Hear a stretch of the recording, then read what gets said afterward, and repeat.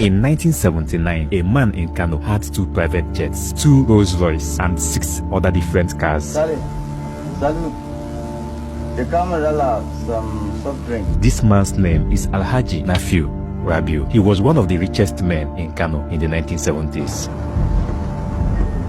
Alhaji Nafiu's wealth was not just about his Rolls-Royce or the way people admired his cars. This was at a time in Nigeria when Peugeot and Volkswagen had assembling plants in some parts of the country, especially in Kaduna and Lagos, where they produced brand new cars that sold between 1,000 naira and 4,000 naira, depending on the model. At a time when 1 naira was still in a note, he built his wealth from owning multiple textile factories.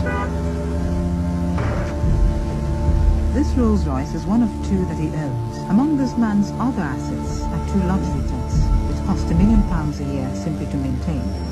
Imagine spending £1 million in 1979 just to maintain 2 private jets. £1 million today is more than 1.7 billion naira. Nafiu Rabiu was so wealthy that today, wealth is part of the family name Rabiu. His father was one of the known businessmen in Kano, and his younger brother is the owner of Bua Cement and Bua Group, Abdul Samad Rabiu. Can have all these opportunities, all these resources. They are not able to harness them. They will be useless. But before Alhaji Nafiu became known in the Nigerian business world, let's go back to Lagos in the year 1920, when there were no boreholes in the whole of Lagos. Here, the first Portuguese explorers, arriving in Nigeria from overseas 500 years ago, found the banks lined with villages. During this time, the major source of water was the rivers and lakes around Lagos. Even the European colonial masters had no source of tap water. But there was a man called Candido Darocha who saw the opportunity and made a name for himself. There is a house in Kakawa Street in Lagos Island called the Water House. This was where Candido Darocha lived. This house is called the Water House because after Candido Darocha's father died around 1891, Candido Darocha took charge of the family house. It was in this house that he dug a well. And from this well, he supplied water to most areas in Lagos. This was how the house got the name Water House. And considering the fact that it was the first house in Lagos to have a water fountain, the name Water House became a perfect name for this building. Candido Darocha's father was a slave who was captured and sold in 1840 and was taken to Brazil, but he was originally from Ilesha. It was in Brazil that his wife Angelica gave birth to Candido until they were able to return to Nigeria a few years after Candido was born. Then, when they came back to Nigeria, as a former slave who had been exposed to the Brazilian and American culture, it was easier to get into trade and discover the best possible ways to make money. Candido made a lot of fortune from the water business. He is considered the first Nigerian to become a millionaire. His wealth and influence was so profound that many years later, he came up with some of his friends to set up a bank to lend money to business owners who needed loans. They called the bank the Lagos Native Bank. Candido would later abandon the banking business to go further into the business of lending money. He set up a company and called it the Lagos Finance Company. He is also the founder of the former Bonanza Hotel in Lagos. According to reports, Candido was so wealthy that he sent his expensive clothes to London for laundry. His granddaughter was the founder of the famous school in Victoria Island called Adrao International School. Adrao simply means Abimbola Darocha Afodu Omololu. Before Candido Darocha died in 1959, at a time when Nigeria was heading to independence, then a new form of business other than the water business began to emerge. Now, people are moving to major cities in search of jobs. Lagos, as the capital city, became the most preferred destination. As more people pour in, the population of the cities is mushrooming. Lagos, Nigeria's major port, its chief gateway to the faraway outside world. This movement of people to major cities became a problem. Remember, back then, there were no transport companies to move people from different parts of the country to the cities. And aside the movement of people, foreign trading companies were also shipping their goods to the ports in Lagos. So, most traders in the different parts of the country also moved into Lagos to buy goods for trade. But there was a company in Lagos called John Holt, which specialized in buying palm oil, rubber, and cocoa in Nigeria, exporting them to England. And while returning to Nigeria, the company would import textiles, bicycles, and other products to sell in Nigeria. During those years, this company had some Nigerian salesmen who helped them to sell the goods. Among them was a certain sales clerk in the company called Louis Ojukwu. While working in John Holt, Louis decided to establish his own textile shop in Onitsha. He would buy some textiles from John Holt and send them to Onitsha to his textile store. He called the shop in Onitsha Ojukwu textiles. This was in the year 1930. Back then, the difficulty of moving goods to Onitsha was that there was no bridge over the river Niger, and most traders would send their goods to Asaba and transport it across the river into Onitsha using the available canoe men in Asaba. But Ojukwu was able to notice that it took some unusual number of days to move goods from Lagos to Asaba. This was a bigger challenge to the traders than the absence of bridge across the river. Due to high demand and few available trucks, these traders spent so many days taking their goods down to Onitsha and the other parts of eastern Nigeria. This was when he decided to save some money and buy a second-hand truck to move his goods. But he was not the only trader facing the logistics issue. Other traders would approach him to make use of his truck for their goods. From one truck, Ojukwu bought another truck. Remember, he was still working in John Holt. He then decided to resign from the company. This was the beginning of the name Ojukwu Transport. In 1939, this time, he had increased the number of trucks he had and was also moving not just goods, but people and farm products. He became the major transporter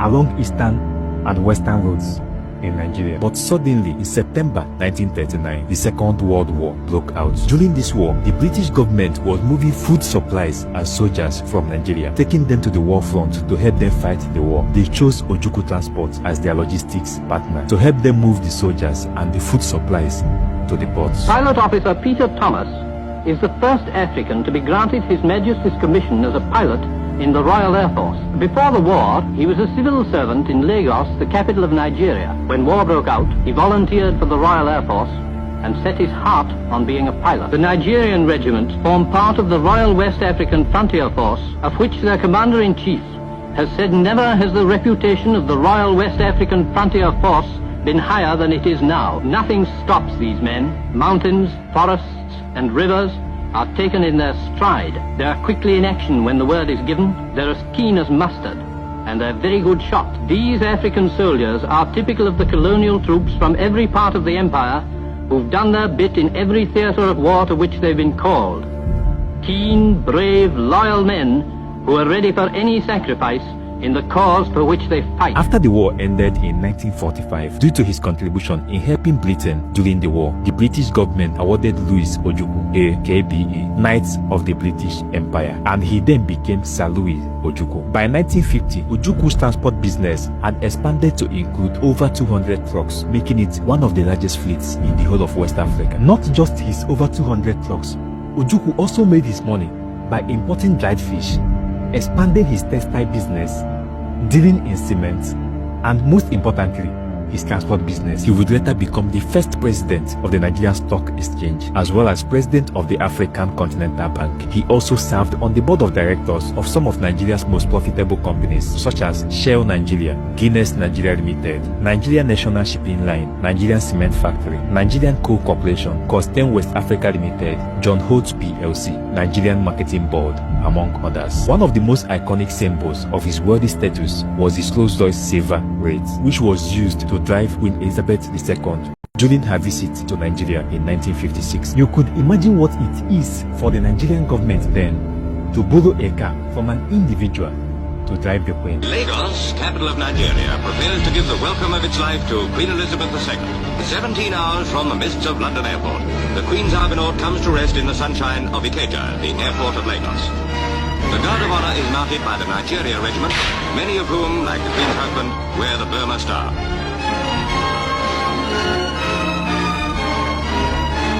Governor-General Sir James Robertson and Lady Robertson welcome the royal couple. The Queen's car draws up to the city boundary, where the leaders of Lagos are ready to greet her. The Governor-General is there to present them to Her Majesty.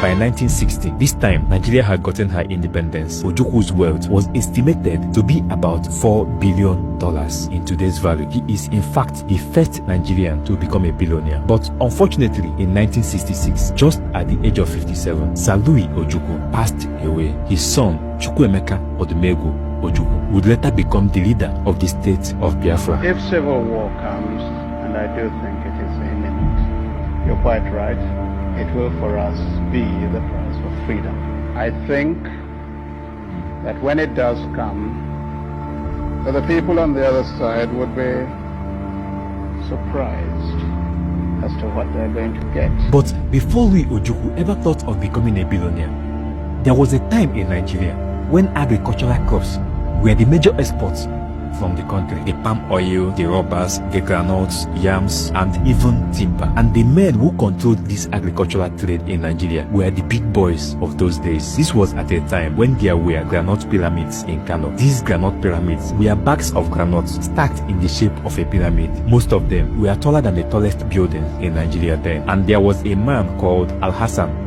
Dantata. Before he died in 1955, there was a day he pointed to 60 granite pyramids in Kano and said, "These are mine." And the trading stations at Kano are usually well stocked with some of the finest skins in the country. At the railway siding are piled up hundreds of sacks of groundnuts waiting for transport to the clearing stations. A granite pyramid then was estimated to be about 15,000 bags of groundnuts, and Dantata had 60 of those pyramids. He was regarded as the richest man in the whole of West Africa. For you to understand it better, in 1929, when a bank called Bank of British West Africa, which is known today as First Bank, opened a branch in Kano, Dantata deposited 20 camel loads of silver coins in his account in the bank. Imagine what it means that to take your money to the bank, you had to go in a convoy of 20 heavily loaded camels. We know how strong camels can be, and we can consider how heavy the bags of money they were carrying were. His business was not just in trading granules. He also sold kola nuts, cattle, beads, precious stones, and the other commodities across the northern region. As far back as 1918, when British companies were the major businesses in Nigeria, Dantata was selling shiploads of granules to a company based in the United Kingdom called the Royal Niger Company, which is today known as UAC. He was so wealthy during his days that in the year 1949, he donated a property worth £10,200 for the construction of the first indigenous textile mill in northern Nigeria. Today, the name Dantata is still connected to wealth, and his great-grandson is the richest man in Nigeria, Alhaji Aliko Dangote. I came from a wealthy family. My late great-grandfather in the 1940s was actually the richest West African. Dangote's mother was named Maria Sanusi Dantata, the daughter of Alhaji Sanusi Dantata, while Sanusi Dantata was the son of Al-Hassan Dantata. So, Dangote's mother was a granddaughter of Al-Hassan Dantata. That was how Dangote became a great-grandson of Al-Hassan Dantata. My late grandfather was one of the wealthiest Nigerian, the family name is Dantata. That's from my maternal side. My father too, was fairly rich, but he was both, in business and also in politics. Later on, Dangote would receive some money from one of his mother's brothers to start his own business. One of those richest Nigerians, before Dangote went into business, was a man called Timothy Odutola. He was the first president of the Manufacturers Association of Nigeria. He started his business life in 1932 when he opened some stores in the western region of Nigeria where he sold damask and fish. After he left his job as a cut clerk, a few years later, he began trading in cocoa and palm oil. Before 1960, Odutola had established a multi-million-dollar business, including 3 factories, a retail shop, a cattle ranch, and a sawmill where he had some machines for cutting woods. But Odutola's business masterclass was shown when he began the production of tires and tubes in Ibadan. The business did so well that around 1967, he built a $1.7 million tire and tube production plant after establishing a 5,000-acre rubber plantation with the plan to improve his company's production capacity by harvesting rubber from his own rubber plantation and making it available for his tire factories. He was so interested in manufacturing that he believed that one day Nigeria would become one of the top industrialized countries of the world. According to some reports, he said the time is coming when we will produce more than we can consume and we will have to look outside Nigeria for markets. By the time Odutola was getting older, there was a certain MKO Abiola who was one of the richest Nigerians in the 1980s. Well, you see, we've asked so many questions in one, but let me give it to you. Very briefly, because I must go to Port Harcourt now. Abiola began his professional life when he started working for Barclays Bank in Ibadan in the year 1956. He would later leave the bank, worked as account officer in the Western Region Finance Corporation before going to Scotland to further his education in accountancy. Many years after then, when he returned to Nigeria, he got a job as a senior accountant in the University of Lagos Teaching Hospital. He would later open a business where he sold communication equipment. He called it Radio Communications Nigeria. This was at a time when telephone was becoming popular in Nigeria. He would later create other businesses like Abiola Farms, Wonder Bakeries, Concord Press, which was the company publishing the National Concord newspaper. He also owned Banuso Fisheries, Concord Airlines, Summit Oil International Limited, Africa Ocean Lines, Habib Bank. It is important that one should be very serious with what one wants to do. Nobody can clap with one hand. To clap, you need two hands. During his days, he was one of the biggest supporters of football in Nigeria. Apart from his two football clubs in Lagos called Concord FC and ITT Football Club, he also had another club in Abeokuta called Abiola Babes. Sometimes he traveled with the team to play their matches. Remember, I followed the team to play their match against Nchanga Rangers. We got to Lusaka. We were told by the NFA that the match would be played in Lusaka. We struggled there on the eve of the match to be told that we'll be playing in Nchanga. I had to beg for a flight to hire to charter an F-27, fly us to Ndola at 10:30 at night, hired a bus from Ndola, took us to through Kitwe to Nchanga, only to find that the bus driver was drunk. So I drove the bus myself for 3.5 hours. We were stopped by armed robbers 3 times on the road. I had to bribe our way through into Kitwe. We got to Kitwe at 2:30 in the morning of the day of the match to find that the officials had left for Kitwe. So we had dropped the boys, made sure they rested quickly, drove the same bus back to Kitwe to look for the officials to bring them back at 7 in the morning to officiate. I was prepared to do that. You see, it's not just money. According to this report by Business Insider Africa, in 1990, 2 years before he contested to be the president of Nigeria, MKO Abiola gave the sum of 1 million naira each to all the state universities in Nigeria, 500,000 naira each to every federal university in Nigeria, and 250,000 naira each to every polytechnic in Nigeria. You could imagine how wealthy you need to be to give out such a gift in 2026. Talk more of in 1990 when 1 naira could still buy a plate of food. Unfortunately, Abiola couldn't live to be the president of Nigeria, an opportunity he fought for, even though he was reported to have won the majority of votes in that election. It will continue off and on until the military release the result of the 2012 election and put the democratically elected president, who is myself, in charge of affairs. I will fight for peace and we will get peace. He later passed away after he was arrested by the government and kept in detention for many years. They are arresting me on an allegation of felony, nameless treason or something like that. They're not doing anything, they're just taking me away. But let me go, I'm delaying them. All these men laid the foundation for some of the popular businesses in Nigeria. Most of the current billionaires were either a staff of their companies or an apprentice who learned from them. For example, it was reported that while there are many transport business owners in the southeast today, it started with Ojukwu Transport. A report by Pulse Africa suggested that the owners of Ekenedili Chukwu Transport and Isuchukwu Transport were part of the early drivers of Ojukwu Transport. And before you may forget, it was through Ahas and Dantata's wealth that the Dantata family became wealthy. And many years later, one of his grandchildren took Dangote to learn business from him after Dangote graduated from the university. And from the business, he gave Dangote some money to start his own. Today, Dangote is the richest black man in the whole world. Thank you for being there. If you listen carefully, there are some business lessons to learn from this video, and I wish you well. Don't forget to like this video and subscribe. Thank you.